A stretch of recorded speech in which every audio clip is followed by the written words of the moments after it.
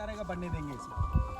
Even branches में भी हम फ्रूटिंग लेते रहेंगे। आने वाले टाइम में ये सारे स्टेप छोड़ेंगे। टॉल स्प्रिंटर और सेंटर लीडर में क्या फ़र्क है?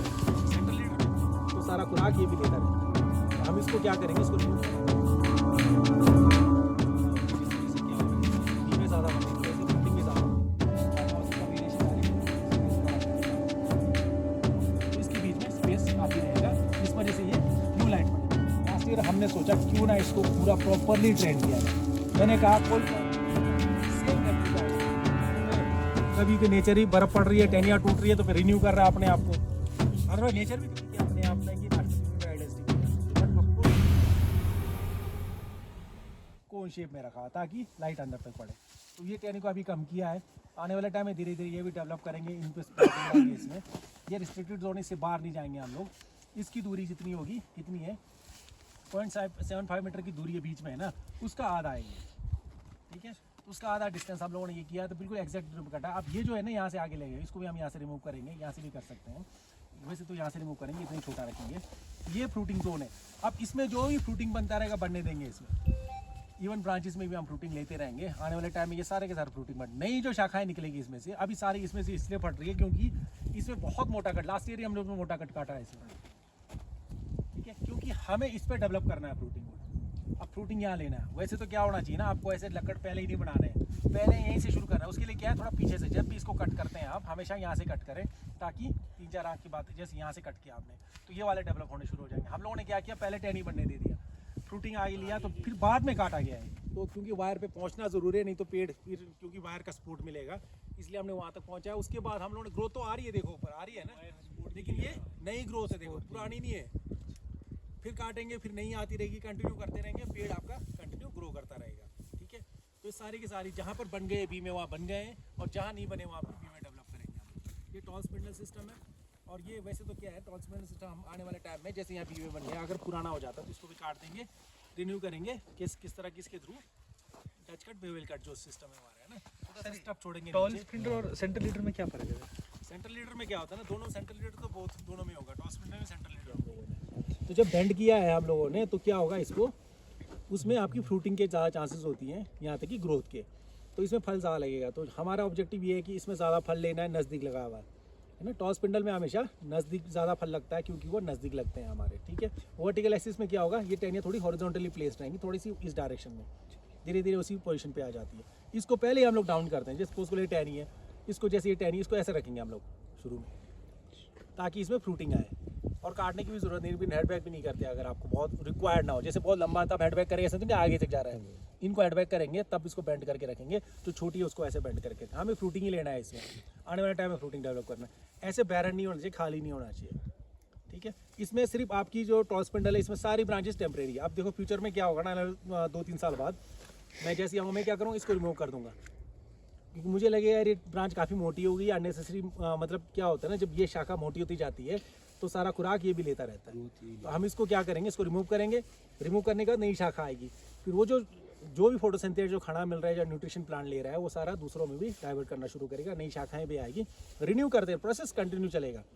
वर्टिकल एक्सिस सिस्टम में आगे बताऊंगा उसके बारे में। फिलहाल इसमें टॉल स्पिंडल सिस्टम आप लोग समझो कि टॉल स्पिंडल सिस्टम में कोई भी टहनी परमानेंट होती ही नहीं है, हाइट को रोकेगा और सिंगुलराइजेशन ऑफ ब्रांचेस। अब जब मैं प्रूनिंग करने आऊँगा, मैं क्या करूँगा, इसको भी रिमूव करूँगा, इसको भी रिमूव करूँगा। इस पर आप चाहो तो इस पर आप बीमे बना सकते हैं, इस पर तो कोशिश करेंगे हम लोग इसके पास रखें और सिंगल रखेंगे इसको। फ्रूटिंग वुड बनाएंगे सिर्फ, इसमें सिर्फ आपके फ्रूट्स आने चाहिए। इवन यहाँ से कोई ब्रांच आती है तो उसको भी हम रिटेन करें, निकालेंगे, उसको ख़त्म नहीं करेंगे। जितने भी जहाँ से भी आते, बस इसके ऊपर से जो आएगी ना उसको हटाएंगे। इसके टहनी के बिल्कुल ऊपर से नहीं आनी चाहिए, कोशिश करें इसके ऊपर ना आए, साइड में कहीं भी आए आप रखो। जितने भी इसमें से कोई भी रिमूव नहीं किया गया, देखो कोई नज़र आ रहा है आपको, उसका शुरू में कंपटीशन की वजह से किया हो। तो हमारा ऑब्जेक्टिव है कि इसमें आपकी सिर्फ टहनियाँ बनते रहे और फ्रूटिंग वुड बनता रहे। छोटा था, बट जो दूसरे प्लांट्स हैं हमारे, जो इसमें एवरेज साइज़ है हमारा मीडियम टू स्मॉल, हमारा एवरेज साइज़ था स्मॉल, मतलब स्मॉल के रेंज में था सारे हमारे जो फ्रूट्स थे। बहुत पित्तू भी कम था और लार्ज के भी ना के बराबर। तो जनरली स्मॉल हमारे को मिल जाता है। ऑप्टिमम है इस हाइट पे, अराउंड 2740 मीटर का एलिवेशन है हमारे यहाँ पर। तो स्टिल हम लोग सुपर चीप से भी अच्छी हम लोग अचीव कर रहे हैं। इवन हमारे जो जेरोमाइन है, जेरोमाइन में थोड़ी ग्रोथ की कमी है, क्योंकि इसमें स्पर प्रोडक्शन बहुत ज़्यादा होती है, जिस वजह से क्या हो रहा है, इसमें बीमे ज़्यादा बनने की वजह से फ्रूटिंग भी ज़्यादा हो रही है। थीनिंग, अगर आप सफिशिएंट थीनिंग करते हैं तो आपको हमेशा साइज़ अच्छा ही मिलेगा। ठीक है। तो थिनिंग प्लस प्रूनिंग अगर आप इफेक्टिव वे में करते हैं, साइंटिफिक वे में, तो इसमें कोई ना कैंकर आने की समस्या है, प्रोडक्टिविटी आपको ऑप्टिमम मिलेगी और आपकी क्वालिटी फ्रूट्स भी आप हार्वेस्ट कर सकते हैं और प्लांट की लॉन्जिविटी लाइफ को भी आप बढ़ा सकते हैं। तो सबको एक ऑप्टिमम लेके चलना है हमारे को, तो उसके लिए ज़रूरी है कि प्लांट को एक साइंटिफिक वे में इसको ट्रेन किया जाए, इसको आप फर्दर मैनेज कर सकते हैं। एक फीट से कितने, इन सब में जो बेस्ट पाया गया आज तक के हमारे रिजल्ट को हम लोग देखते हैं, तो अगर 2022-23 की 20-21 में प्रोडक्शन शुरू होगी तो उसको हम देखें तो सबसे बेस्ट हमारा रेड ग्लॉस इस एलिवेशन के अकॉर्डिंगली, जो हमारी स्टडीज़ के अकॉर्डिंगली, तो प्रोडक्टिविटी अराउंड 50 मीट्रिक टन के अराउंड आ रही है। लेकिन अगर हम दूसरा, फिर पहले तो वो स्टडी हुई, दूसरी स्टडी हुई प्लांटिंग डेंसिटी को, है ना, और डिस्टेंस, कितनी नंबर ऑफ प्लांट्स, कितना प्लांटिंग डिस्टेंस रखिए, कौन सा हमारा बेस्ट सिस्टम होगा। तो 0.75 डाई बाय 0.75, डाई बाय 1 और डाई बाय 1.5। तो इसमें बेस्ट हमारा डाई बाय 1 में आया फिलहाल। आगे एलोनेटा में हो सकता है वेरिएशन आ जाए क्योंकि स्पेस कवर करेगा।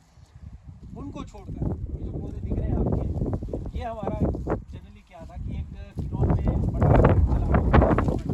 अवेलेबल नहीं है लोगों के पास, लोगों को प्रोवाइड कराया जा रहा है। उसी को दूर करने के लिए डॉक्टर वाई.एस. परमार यूनिवर्सिटी के द्वारा यहाँ पर एक बडवुड बैंक इस्टेब्लिश किया गया है। इसमें रूट स्टॉक भी आपको प्रोवाइड कराया जाएगा। शार्बो में लगाया मैंने रूट स्टॉक दिखाया आप लोगों को। यहाँ पर क्या है, जनरली यहाँ पर हमारे प्लांट्स हैं जिससे बड स्टिक हम लोग देंगे आने वाले टाइम में। कम से कम 41 कल्टीवार्स है हमारे पास यहाँ पर, 41 कल्टीवार्स अलग अलग। कुछ में बीरिंग आई है, हम लोगों की स्टडी चल रही है, कुछ में बीरिंग नहीं आई है, तो उस पर हम लोग देखेंगे फ्रूटिंग कैसी हो रही है। कई बार उसी तक प्लांट करते हैं यहाँ सारा, तो हम लोगों को लगा ये खाली एरिया है, क्यों ना इसको यूटिलाइज़ किया जाए, क्योंकि सड़क के साथ भी लोगों को एक डेमोस्ट्रेशन भी मिलता है। लोग देखते हैं, देखने के बाद लोग मोटिवेट होते हैं, फिर फॉलो अप भी करते हैं आने वाले टाइम पे, है ना। तो हमने इसको यूज़ किया। इसमें जो बडवुड बैंक से हमारे को प्लांट्स मिले थे, हम लोगों ने एक्सक्लूसिवली बडवुड तैयार करने को छोड़कर उसको एक डेमोस्ट्रेशन ऑर्चर्ड भी बनाया हुआ है। तो ये देख रहे हैं 2.5 बाय 1 मीटर पे हम लोगों ने यहाँ लगाया प्लांटेशन। तो ये हालांकि जो प्लांट्स हैं हमारे एमरोजिया, कुछ बाइजेंट की कल्टीवार्स हैं लगी हुई है, रूट स्टॉक पे है, जिनेवा सीरीज़ की है, आपकी बट सीरीज़ पे रूट स्टॉक पे जनरली ज़्यादा है।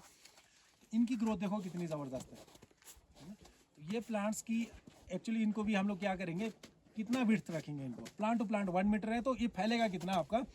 ये जो कट लगा है ना लास्ट ईयर, ये बिल्कुल एग्जैक्ट वहीं लगा है जहाँ हमारे को चाहिए, इससे बाहर नहीं जा सकता है ना। कोशिश हमारी क्या है, क्योंकि इसके बीच का डिस्टेंस देखो, ये हो रही है बराबर आ गया ना, देखो बराबर दोनों, तो ये एग्जैक्ट डिस्टेंस पे है। तो जब ये फैलेंगे नीचे जाएंगे तो ये इतने रहेंगे, तो यहाँ से आगे क्रॉस नहीं कर सकते, एक दूसरे को छाया नहीं करेंगे। करेंगे नहीं ना, ऐसे नहीं करेंगे हम लोग। यहाँ तो मजबूरी है ना, नॉर्थ साउथ नहीं है, और नॉर्थ साउथ को प्रेफर करते हैं।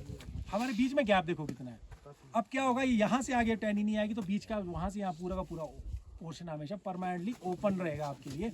ये एलिवेस पूरा रास्ता ओपन है आपके लिए, तो लाइट क्या होगी, इधर उधर से पड़ेगी हमारे पास, ठीक है।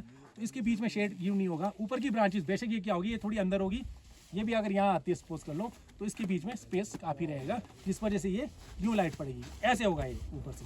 जब आप इसको ऑब्जर्व करते हैं ना ऊपर से, आने वाले टाइम में, अभी तो ब्रांचेस इसको रिमूव करेंगे, यूँ नज़र आएगा, यूँ ऐसे वी शेप का बनेगा, यूँ वी शेप का, किस तरह से, जैसे आप वी शेप बोल रहे थे ना जी पहले, आई थिंक उसकी बात कर रहे हैं। वी शेप इस तरह से यूँ बनेगा, यूँ ऐसे।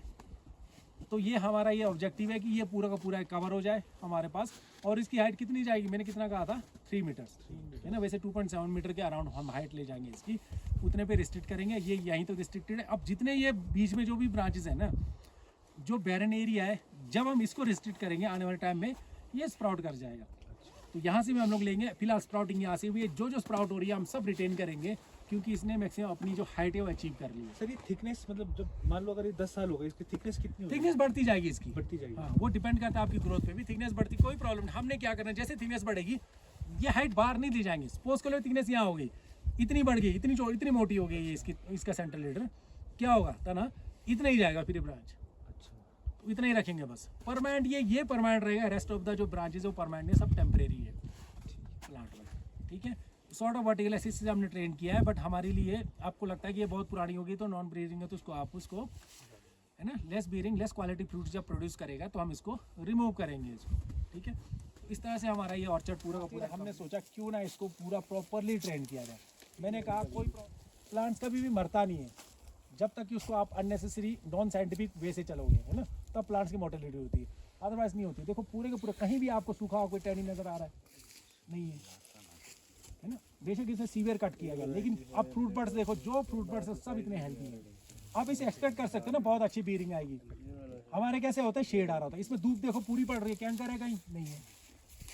सब चीज़ें ऐसी प्रॉपरली हम बना सकते हैं। इवन ये सेम टू सेम रेप्लिका है हमारी स्टैंडर्ड जो प्रैक्टिसेस होती है, मॉडिफाइड सेंट्रल लीडर सिस्टम जो मैंने बताया था आप लोगों को ना, सेम रेप्लिका है इसमें।